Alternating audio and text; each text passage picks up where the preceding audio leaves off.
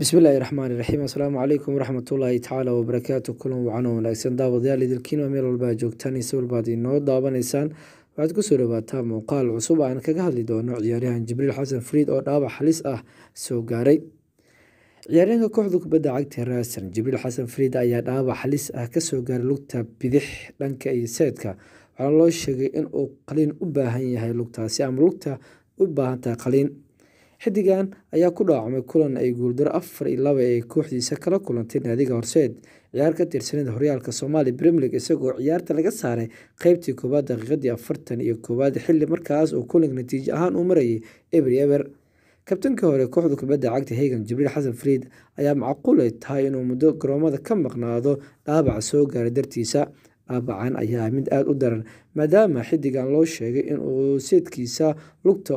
go'day ama go'an yahay loona baahan yahay inuu galo qaliin degdeg ah kadib markii uu tagay mid ka mid ah isbitaalada ugu waaweyn ee ku yaal magaalada Muqdisho dhaqaatiirta isbitaalka ayaa u sheegay xidigan inuu mari doono qaliinkan 23 bisha January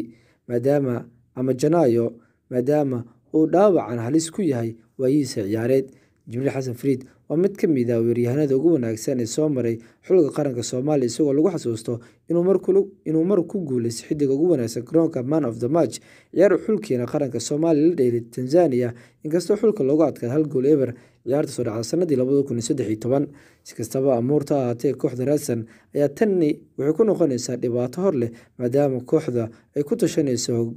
hanaanka wanaagsan uu ku jiro Jibriil Xasan Fariid isagoona san ciyaareedkan u dhaliyay 1 gool wuxuuna kooxdiisa u saftay 3 kulan oo qura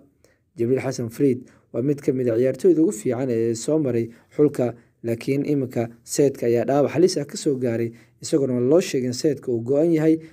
loona baahan yahay qaliin degdeg haddaba maxaad u rajeynaysaa Jibriil hoos commentiga inoogu soo qor u duceey ciyaaryahan Jibriil Xasan Fariid